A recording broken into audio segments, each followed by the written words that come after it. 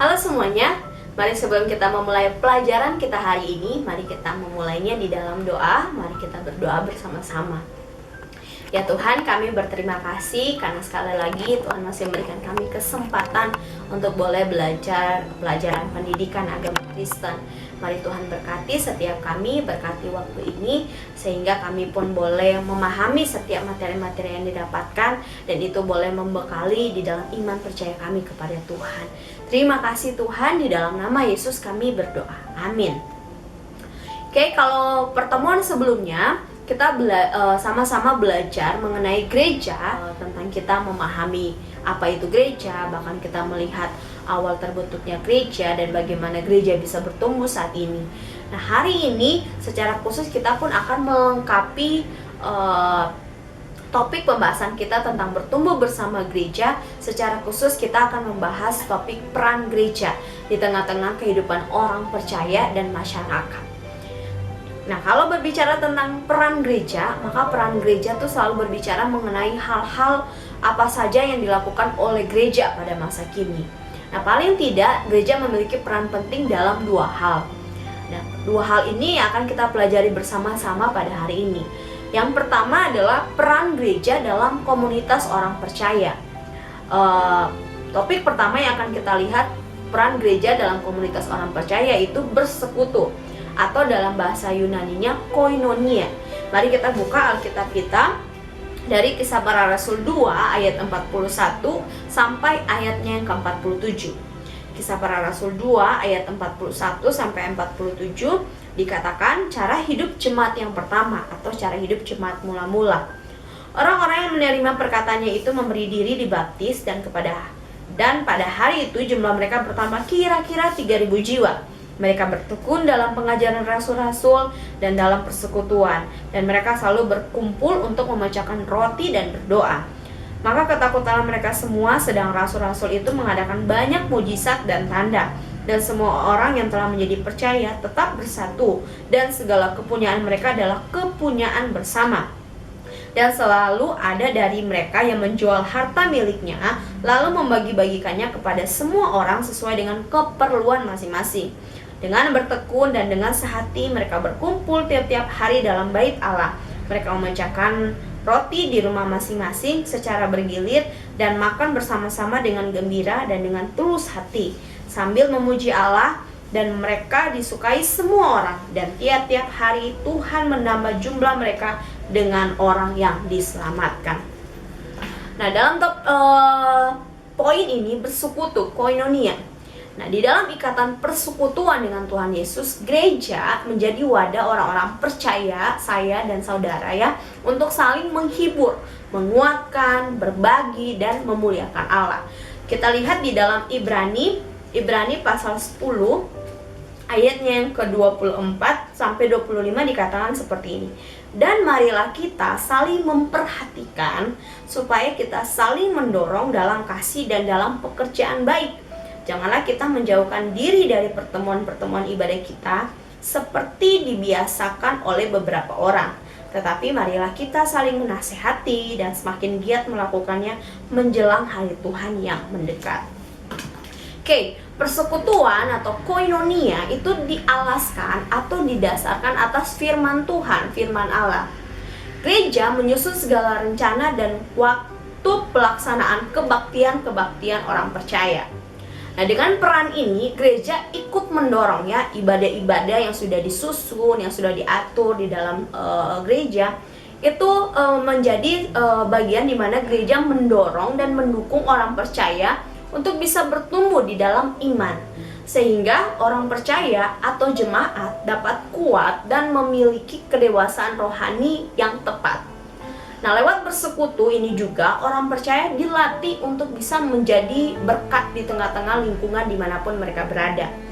Nah, intinya di sini gereja menjaga semangat dan iman lewat persekutuan-persekutuan. Nah, oleh sebab itu gereja sebagai persekutuan orang percaya bukan terdiri dari satu orang saja, melainkan memerlukan partisipasi setiap anggotanya untuk mau terlibat, untuk mau ambil bagian. Nah, kita sebagai orang percaya kamu, bahkan orang lain yang bertumbuh dalam gereja, kita ini masing-masing harus ikut terlibat dalam tugas dan peran gereja, dalam peran koinonia ya, dalam peran koinonia. Misalnya contoh seperti ini, yang bisa main musik ya silahkan gitu ya, bantu untuk bisa mengiringi ibadah ya, terlibat di dalam bermain musik dalam pelayanan. Atau bahkan yang bisa nyanyi silahkan ikut terlibat dalam pelayanan MC atau bahkan singers ya, WL.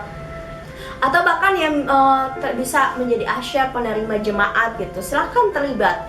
Atau juga yang biasa, saya nggak bisa nyanyi, saya nggak bisa main musik, kita juga bisa ambil bagian, terlibat di dalam menjadi petugas kolektan.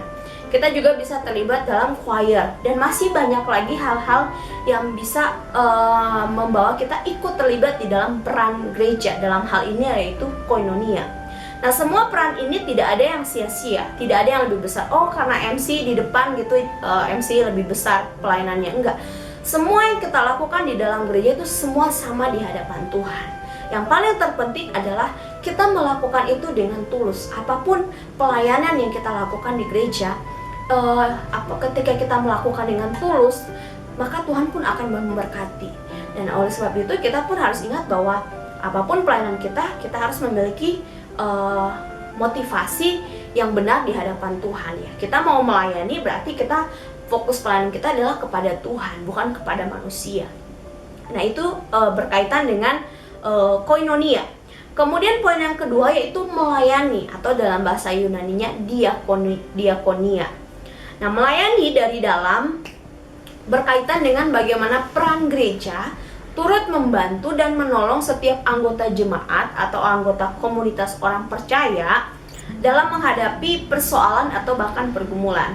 Nah, biasanya hal ini berkaitan dengan memberikan bantuan ya, baik secara materi maupun secara non materi. Nah, pemahaman ataupun misalnya di dalam hal ini lapangan pekerjaannya, membantu dalam memberikan pekerjaan.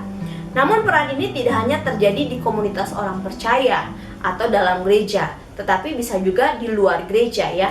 Nah, dasar dari peran gereja ini ialah Tuhan telah lebih dahulu melayani kita, makanya kita pun mau melayani orang lain ya.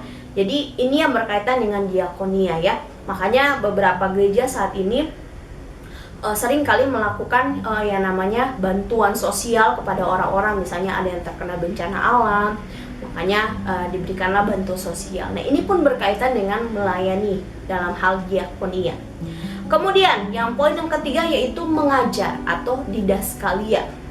Mengajar adalah kegiatan yang ditugaskan oleh Tuhan sendiri kepada gerejanya. Kenapa? Karena di dalamnya setiap orang percaya itu bertumbuh menjadi dewasa sesuai dengan kepenuhan Kristus, sehingga mereka senantiasa siap memberi pertanggung jawab atas iman dan pengharapan mereka di dalam Kristus.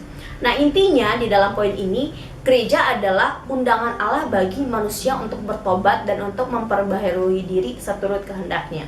Jadi ketika kita ini sudah percaya kepada Tuhan, maka kita pun memiliki sebuah tanggung jawab, di mana kita pun harus mempertanggungjawabkan setiap iman percaya kita kepada Tuhan. Baik, selain kita memahami peran gereja dalam komunitas orang percaya, di dalam bersekutu, melayani, dan bahkan mengajar, kita pun akan melihat bagian yang kedua, yaitu peran gereja di tengah masyarakat dan dunia. Kita akan melihat beberapa poin. Nah, poin yang pertama adalah bersaksi, atau dalam bahasa Yunaninya memakai kata marturia. Nah, gereja bersaksi bahwa Injil adalah kabar sukacita. Di dalam Roma 1 ayat 16 ayat yang ke-16 sampai 17, dan bahkan Markus 16 ayat yang ke-15, ayat Alkitab ini pun menunjukkan bahwa gereja itu harus bersaksi bahwa Injil adalah kabar sukacita. Nah, kemudian peran gereja bukan hanya memperlengkapi orang percaya. Jadi peran gereja, kita bahkan ada di gereja, bertumbuh di dalam gereja, tidak hanya memperlengkapi orang percaya, namun juga harus mengabarkan berita perihal Kristus sebagai juru selamat umat manusia. Nah, oleh sebab itu, ketika kita yang ada di dalam gereja, kita yang sudah diperlengkapi, yang setiap hari kita sudah mendengarkan firman Tuhan, maka kita ini yang sudah diperlengkapi pun harus menyampaikan berita ini kepada orang-orang yang ada di luar sana, untuk menyampaikan bahwa Kristus adalah juru selamat umat manusia. Nah, makanya kita pun harus ingat bahwa tugas untuk memberitakan kabar baik, Injil kabar baik ini, kabar sukacita, bukan hanya tugas gereja, tetapi tugas atau bahkan peran semua orang percaya, bahkan pengikut Kristus di seluruh dunia. Dan kita pun harus melaksanakan mandat ini ya. Mandat di dalam Matius 28 ayat 19-20 mengatakan, pergilah dan jadikanlah semua muridku, murid Yesus. Nah, memang ada banyak tantangan dalam pemberitaan Injil seperti yang dialami oleh Paulus ya. Kita tahu bersama tantangan-tantangan seperti apa yang dialami Paulus. Namun ini adalah panggilan sejati gereja. Ini adalah panggilan sejati setiap orang percaya, pengikut Kristus ya, anak-anak Tuhan. Bahkan tidak sedikit kalau kita misalnya lihat ya, orang percaya, bahkan para misionaris, pengabar Injil, mereka tuh ketika mereka menghidupi panggilan ini, mereka tuh bahkan rela harus kehilangan nyawa, entahkah mereka itu disiksa, kena bencana alam, kena sakit penyakit di daerah pedalaman. Tetapi itu tidak mengurungkan niat mereka untuk tetap memenuhi panggilan untuk memberitakan Injil, kabar baik. Nah, oleh sebab itu peran ini paling nyata dapat dilakukan di sekitar gereja ya. Kalaupun misalnya kamu berpikir bahwa nggak mungkin kan saya masih sekolah gitu, saya harus pergi ke daerah pedalaman. Nah, kamu pun bisa menghidupi panggilan ini lewat orang-orang yang ada di sekitar kamu. Ada begitu banyak orang-orang di sekitar gereja. Ada begitu banyak orang-orang yang ada di lingkungan kamu, di rumah, bahkan di sekolah, yang mungkin belum mendengarkan kesaksian mengenai Kristus. Nah, disinilah peran gereja, disinilah peran kamu. Nah, oleh sebab itu, kamu yang sudah diperlengkapi, kamu yang sudah sudah dewasa di dalam iman percaya Tuhan, kamu pun harus dengan berani. Gereja sudah memperlengkapi kamu, gereja sudah mendukung kamu, makanya kamu pun harus dengan berani minta hikmat kepada Tuhan agar kamu pun bisa melakukan bagian ini, yaitu memberitakan Injil. Nah, ini poin yang pertama, yaitu bersaksi, marturia. Bagaimana kita tuh diperlengkapi untuk bisa memberitakan, mengabarkan Injil, kabar baik bahwa Kristus adalah juru selamat umat manusia. Dan poin yang kedua di dalam peran gereja di tengah masyarakat dan dunia adalah melayani, atau dalam bahasa Yunani diakonia. Nah, dalam bait ini melayani di luar ya. Nah, gereja bukan hanya menolong jemaat atau orang percaya. Ya, maksudnya gereja bukan hanya menolong orang-orang yang ada di dalam gereja ya, tetapi juga gereja ada dan memiliki peran untuk membantu orang-orang yang ada di luar gereja yang menderita atau bahkan mengalami kesusahan. Nah, hal ini pun sejalan dengan prinsip Tuhan Yesus dalam Injil, yakni dikatakan di dalam Matius pasal 5, kita tuh harus menjadi garam dan terang bagi dunia ini. Nah, oleh sebab itu, kamu yang sudah mengerti dan memahami bagian ini, maka alangkah baiknya kamu pun bisa mengambil tindakan untuk bisa memenuhi peran ini di dalam kehidupan kamu sehari-hari ya. Kalaupun kamu punya kelebihan, berilah kepada orang-orang yang berkekurangan ya. Jangan hanya kamu baik kepada orang-orang yang ada di dalam gereja ya, teman-teman satu gereja kamu, tetapi baiklah kepada mereka-mereka yang ada di luar sana. Meskipun kita tidak seiman, kalau toh mereka kesusahan, bantulah dengan apa yang bisa kamu bantu.